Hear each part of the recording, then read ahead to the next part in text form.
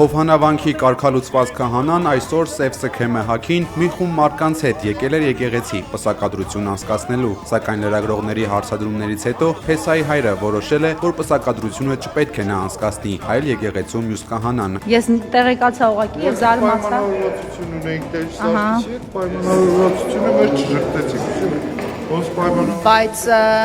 նախորդ քահանան ասում էր ես եմ իրականացում եւ ինքն է պատրաստում ներսում չի լինելու։ Արարողությունը Տեր Սարգիսն է իրականացելու, շատ լավ։ Այսօր Հովհաննավանք են գնացել նաև Մայրաթորի պատվիրակները, քահանայի կարգալույս լինելու, եկեղեցու բանալիները վերադարձնելու մասին գրություն են տարել, սակայն նա հրաժարվել է լքել խորանը։ Չեմ ընդունում։ Դուք հարգեք։ Ես այդ կառույցը չեմ հարգում, ով որ էս թուղթ ուղարկել է։ Մենք վերջացրեցինք։ Դե որ վերջացրեցին գնացեք այստեղից։ Կաթողիկոսը չի կարա ամուսնական կյանքով ապրի, դե գնացեք։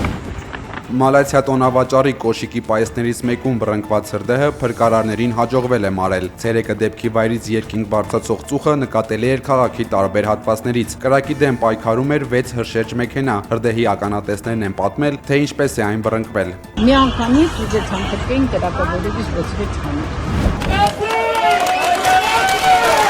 Եկեղեցիների համաշխարհային խորհուրդը քննադատել է Հայաստանի իշխանությունների հայ առաքելական եկեղեցու նկատմամբ ճնշումները եւ հոգեվորականների ձերբակալությունները։ Խորհուրդը իր լիակատար աջակցությունն է հայտնել հայ առաքելական եկեղեցուն եւ Հայաստանի ամբողջ քրիստոնեական համայնքին։ Բարձրաստիճան եկեղեցական պաշտոնյաների ձերբակալությունները, կալանավորումները եւ դատավճիռները հստակ մարտահրավեր են կրոնական ազատությանը։ Դրանք կամայական եւ անհիմն միջամտություն են եկեղեցու գործունեությանը եւ կարող են դիտվել որպես հարձակում կրոնական համայնքի վրա։ Գրված է կազմակերպության հայտարարությունում։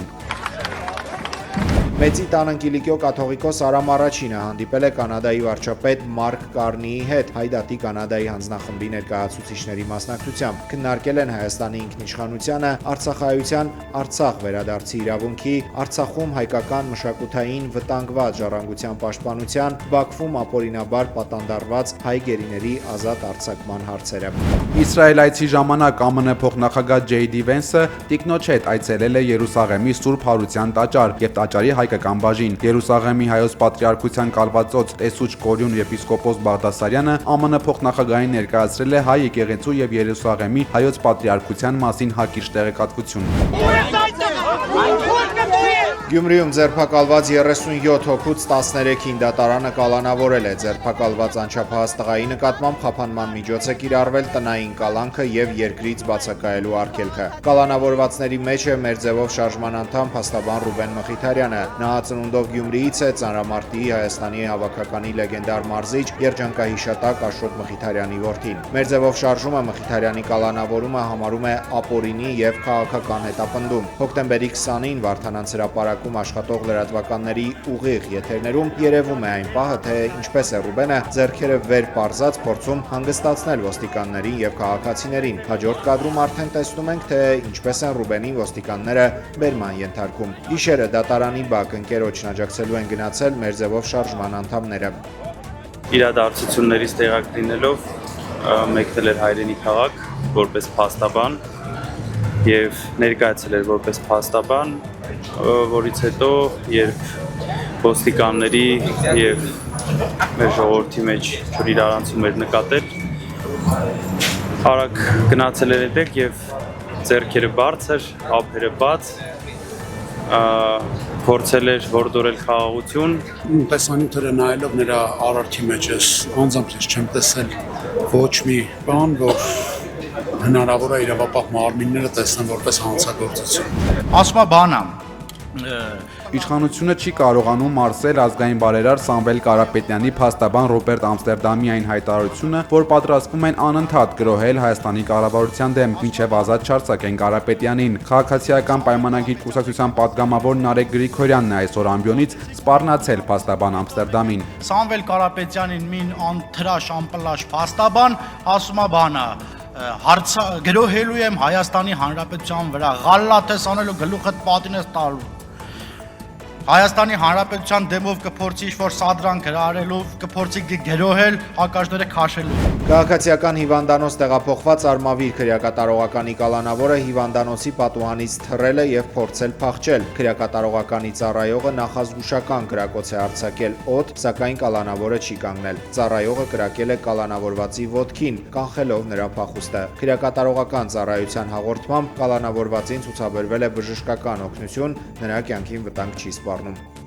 Հունվարի 27-ը կսահմանվի որպես հանուն հայրենիքի զոհվածների հիշատակի եւ խոնարհումի օր։ Կառավարությունն այսօր հավանություն է տվել քաղաքացիական պայմանագիր խմբակցության падգամավոր Ռուբեն Ռուբինյանի եւ անկախ падգամավոր Գեգամ Նազարյանի նախագծին։ Հունվարի 27-ը կլինի ոչ աշխատանքային։ Եվրամիության երկրները հաստատել են Ռուսաստանի դեմ պատժամիջոցների 19-րդ փաթեթը, որը ներառում է նաև Ռուսաստանի բնական գազի ներմուծման արգելք։ Նախաձեռնությանը միացել են բոլոր անդամ երկրները, մինչև վերջին պահը Սլովակիան չէր հաստատել փաստաթուղթը, Եվրամիությունից պահանջելով էներգետիկ գների, ինչպես նաև կլիմայական քաղաքականություն, մեքենաշինական եւ ծանր արդյունաբերության պահանջներին համապատասխանեցնելու երաշխիքներ։ Ռուսական կապույտ վառելիքի ներկրումը կարգելվի երկու փուլով։ Կարճաժամկետ պայմանագրերը կդադարեցվեն 6 ամիս անց, իսկ երկարաժամկետները 2027 թվականի հունվարի 1-ից։ Նոր պատժամիջոցների փաթեթը նաև սահմանում է ճամփորդական սահմանափակումներ ռուս դիվանագետների համար եւ ընդլայնում է Մոսկվայի ստվերային նավատորմի ցուցակը, ավելացնելով եւս 117 նավ, հիմնականում նավթատարներ։ Բացի այդ, սահմանափակումների ցուցակում ներառվել են ղազախական եւ բելարուսական բանկեր։ Պատժամիջոցների ցանկում կհայտնվեն նաև չինական նավթային արդյունաբերության 4 կազմակերպություններ, սակայն նրանց անունները հրապարակվելու են ավելի ուշ։ Ուկրաինան ողջունել է պատժամիջոցների նոր փաթեթի ընդունումը, նշելով, որ Կիևի մի շարք առաջարկներ ներառվել են դրանում։ Պատժամիջոցների ավելացմանը միացել է նաև Միացյալ Նահանգները։ Վաշինգտոնը ռուսական էներգետիկ հսկաների Ռոսնեֆթի 28 եւ Լուկոյլի 6 կառույցների հետ գործակցությունը դադարեցնելու համար մեկամսյա ժամկետ է սահմանել։ ԱՄՆ ֆինանսների նախարարությունը հայտնել է, որ սահմանափակումները վերաբերում են ցանկացած կառույցի, որտեղ Ռոսնեֆթը կամ Լուկոյլը ունեն ավելի քան 50% բաժնեմաս, նույնիսկ եթե այդ կառույցները ուղղակիորեն նշված չեն պատժամիջոցների ցուցակում։ Լրագրողների հարցին, թե ինչու է ԱՄՆ նախագահը հենց հիմա ավելացրել Ռուսաստանի դեմ սահմանափակումները, Թրամփը պատասխանել է. Ես զգացի, որ եկել է իրական պահը։ Մենք արդեն երկար ենք սպասել։ Относится к России враждебно. Ռուսաստանի անվտանգության խորհրդի փոխնախագահ Դմիտրի Մեդվեդևը կոշտ է արձագանքել ԱՄՆ նախագահ Դոնալդ Թրամփի հայտարարություններին, նշելով, որ ԱՄՆ-ի շատախոս խաղաղարարն այժմ կանգնել է Ռուսաստանի հետ պատերազմի ճանապարհի վրա։ Թրամփի կայացրած որոշումները դաշնության դեմ պատերազմի ակտ են, ասել է նա։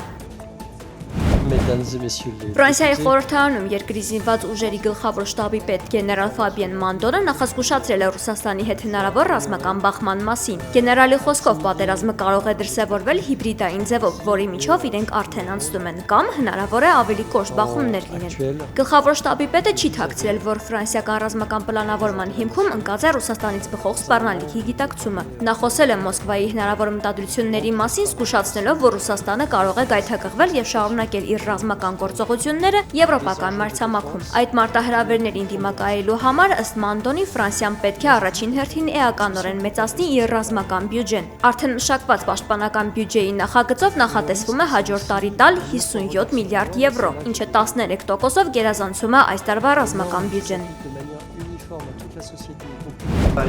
ԱՄՆ նախագահ Դոնալդ Թրամփը մերժել է Ուկրաինային տոմահակ հեռահրթեւավոր հրթիռներ տրամադրելու Զելենսկու խնդրանքը։ Սպիտակ տանը ՆԱՏՕ-ի գլխավոր քարտուղար Մարկ Ռյուտեի հետ հանդիպման ժամանակ Թրամփը հայտարարել է, որ դեռ պատրաստ չէ Ուկրաինային տրամադրել այդ հրթիռները։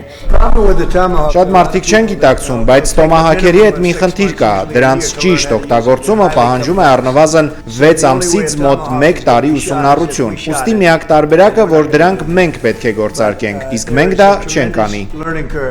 Հանդիպման ընթացքում Թրամփը նաև ասել է, որ միայն ԱՄՆ-ն գիտի ինչպես է պետք օգտագործել հրթիռները եւ պատրաստ չէ այդ գիտելիքը փոխանցել ուրիշներին։ ԱՄՆ-ն զենք է վաճառում ՆԱՏՕ-ի անդամ երկրներին, այլ ոչ թե Ուկրաինային, իսկ վերջինս իր խոսքերով Ռուսաստանի խորքերին հարվածելու համար օգտագործում է բացառապես եվրոպական արտադրության հրթիռներ, ասել է ԱՄՆ ղեկավարը։ Անդրադառնալով Ռուսաստանին, Թրամփը հայտարարել է, որ իր համոզմամբ Մոսկվան ցանկանում է վերահսկել ամբողջ Ուկրաինան, սակայն ինքը չի պատրաստվում թույլ տալ նման զարգացում։ Նա հույս ունի, որ Ռուսաստանի դեմ սահմանված նոր պատժամիջոցները երկար չեն գործի եւ նշել, որ Չինաստանի նախագահ Սի Ցինփինը կարող է զգալի դեր ունենալ ռուս-ուկրաինական հակամարտության ավարտի հարցում։ Բացի այդ, ԱՄՆ նախագահը տեղեկացրել է, որ չեղարկել է Բուդապեշտում նախատեսված հանդիպումը Ռուսաստանի նախագահ Վլադիմիր Պուտինի հետ, սակայն չի բացառել նման հանդիպան հնարավորությունը մոտ ապագայում։ Երեկ ռուսական կողմը հերքել էր հանդիպան չեղարկման մասին լուրերը, դրանք որակելով կեղծ եւ բամբասան։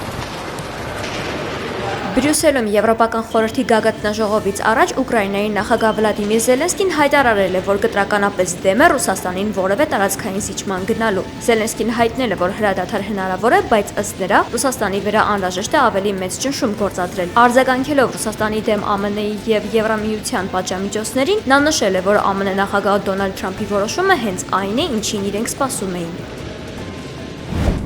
Երևանի Լենինգրադյան փողոցը կանվանափոխվի եւ կկոչվի ազգային հերոս բարերար երջանկահիշատակ Քր Քրքորյանի անվամբ։ Որոշումն ընդունվել է Երևանի ավականու այսօրվա